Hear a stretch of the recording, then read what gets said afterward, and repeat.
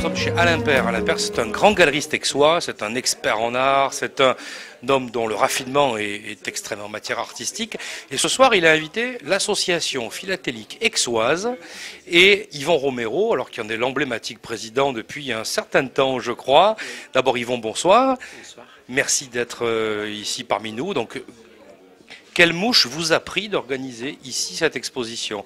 Le timbre, l'art, le camp d'Émile, que se passe-t-il? Que se passe-t-il? C'est tout simple. D'abord, nous, la collection du courrier, c'est notre domaine, ça c'est une chose.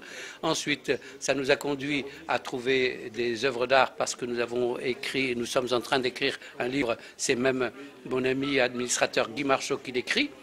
Et nous avons donc recherché des descendants de peintres qui se trouvaient au camp d'Émile et c'est comme ça que nous nous sommes trouvés avec des œuvres d'art. Partant de là, nous avons montré ces œuvres à un spécialiste, Alain Père, et lui nous a proposé sa galerie pour les exposer. Mais il nous a dit, tiens, on pourrait en plus des œuvres d'art montrer les courriers de façon à donner un petit peu plus de corps à cette manifestation. Et c'est pour moi, c'était un challenge et une marche de plus vers la qualité et vers la culture, on va dire, hein, à Aix. Alors c'est un challenge impressionnant parce que c'est aussi les prémices de l'ouverture de ce camp d'Émile totalement rénové, peut-être au mois de juin ou au mois de juillet, en tout cas dans les mois qui viennent à Aix-en-Provence. Et on a vu quand même les peintures de ces artistes, les fresques, qui ont été faites, qui ont été en 1993, si ma mémoire est bonne, le premier élément de la prise en compte d'un élément artistique dans ce camp.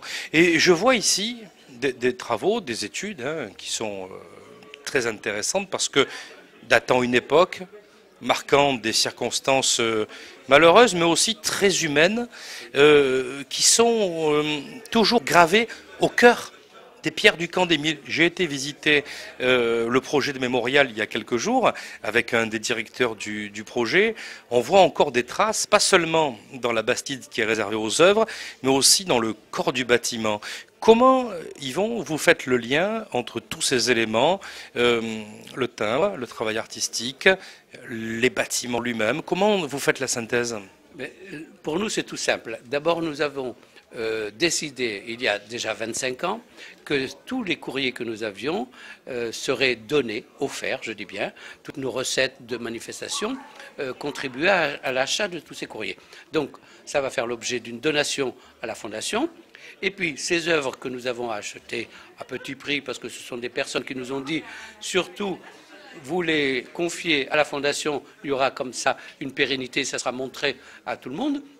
Eh bien, notre mission, c'est de les donner à cette fondation. Et dans quelques mois, c'est la raison pour laquelle, ici, c'est la seule occasion que nous a donnée Alain Père de montrer à la fois les courriers et ses œuvres d'art, mais désormais, dans un mois, 2 mois, ça finira là où l'histoire a commencé. Les courriers sont partis du camp d'Émile, sont arrivés au camp d'Émile, ils retourneront au camp d'Émile. Très bien. Alors, on parle beaucoup de mémoire en France aujourd'hui. La France est un pays qui dialogue avec sa mémoire, peut-être plus que d'autres pays, de manière finalement très permanente. Le camp d'Émile, c'est une histoire qui est très tragique. À partir de 1942, le camp, on le sait, participe au plan d'extermination nazi, parce que la France est entièrement occupée. Est-ce que vous avez senti, dans les travaux que vous avez regroupés ici, dans l'historiographie, est-ce que vous avez senti ce basculement? Parlez-nous-en en tant qu'Aixois. Mais ce n'est pas aux philatélistes qu'il faut demander ça, parce que nous sommes dans le courrier, nous sommes à l'extérieur avec le timbre, mais nous sommes à l'intérieur. Quand vous avez ici des courriers où la personne écrit « Je t'écris du wagon », et donc elle a donné sa dernière carte à une institution Croix-Rouge ou autre, on ne sait pas, et il est parti « Je t'écris du wagon ». Mercredi dans le wagon, dans un texte d'une lettre ici que nous allons remettre. Quand vous avez une lettre d'une personne d'Aubagne qui écrit à son protégé et elle lui dit on fait tout ce que vous voulez, tout ce qu'on peut. Elle écrit, cette personne s'en va le 14 août, date du premier convoi, et la lettre lui revient à cette dame, partie sans laisser d'adresse. Vous croyez qu'on n'est pas retourné quand on est philatéliste et qu'on lit ce genre de texte?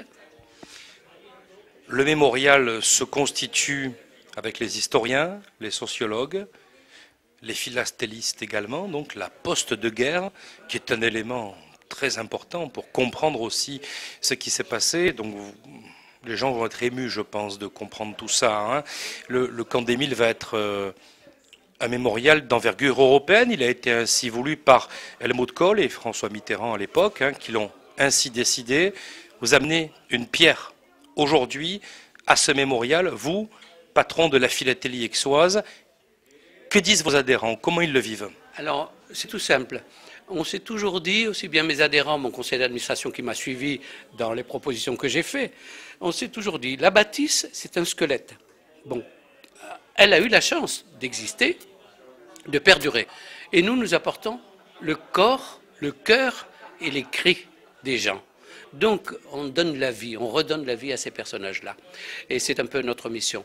Alors, je crois qu'il y aura dans cette fondation un petit peu plus de chair, un petit peu plus de vérité et de vérité de la vie des gens qui ont vécu là pendant une période. Du témoignage, tout simplement, de l'écriture. Nous étions avec Yvan Romero, le président de l'association philatélique du Pays d'Aix, et on le remercie de ce témoignage très émouvant. Merci Yvan.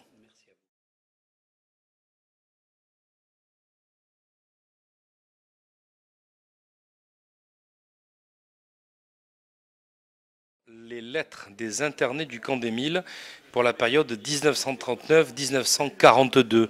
Alors, c'est un recollement de courriers, de correspondances, denses, puis très modernes aussi, tel que vous le voulez. Qu'est-ce qu'on va découvrir dedans? On a voulu en fait reprendre toutes les lettres que dont Yvon vous a parlé tout à l'heure et essayer à partir de ces lettres de les remettre dans le contexte historique du camp pour essayer de retracer un peu la vie du camp. On ne va pas réécrire l'histoire, bien sûr, hein, au contraire. On va essayer de repréciser les choses. Hein, mais comme le disait Yvon tout à l'heure, c'est vraiment la vie qu'on a par ces lettres. Et donc, on voulait marquer les différentes étapes du camp avec ces lettres et montrer la vie de ce qui s'était passé au camp par les témoignages de ces gens. Avec les œuvres, en plus, qu'on a retrouvées qui témoignent de façon parfois humoristique de la vie qui s'est passée. Et on a voulu, en fait, ouvrir un peu à tout public. Donc, un livre très moderne, avec beaucoup d'images, puisqu'on le sort en quadrille, et puis on le sort à côté d'auteur, donc c'est l'association qui finance, donc voilà, et on le veut très accessible en termes de prix pour que ça puisse bien marcher, et surtout que les gens puissent connaître un peu cette période de la vie d'Aix. Oui, confisquer un petit peu. Oui, et c'est vrai Quel est votre sentiment à ce sujet? Moi, je ne suis pas d'Aix, et comme je vous le disais avant qu'on se voie, c'est vrai que j'ai vécu professionnellement sur la zone d'Émile, et j'ai découvert, après avoir arrêté de travailler, qu'il y avait existé un clan ici à Aix et au Mille, et donc j'ai été très étonné, et ça m'a un peu passionné, parce que je suis philatéliste aussi, je fais partie du conseil d'administration de l'association philatélique du Pays d'Aix, et donc Yvon m'avait dit, tiens, si vous avez un peu de temps, essayez de voir un peu ce que ces gens qui écrivent, dont on a retrouvé des écrits, qui étaient ces gens et ce qu'il est advenu d'eux. Et donc, c'est ce que j'ai fait. Monsieur Marchaud, Oui. qu'est-ce qui vous a touché? Vous avez lu beaucoup de choses, j'imagine. Vous avez dû faire une sorte de recueil, bien lire tout, voir ce que l'on met, peut-être ce qui est anecdotique et peut-être moins intéressant, dans les choses très fortes qui vous ont paru essentielles. Qu'est-ce qui vous a le plus marqué? Quel est le document, peut-être, qui est pour vous le plus emblématique dans cette affaire?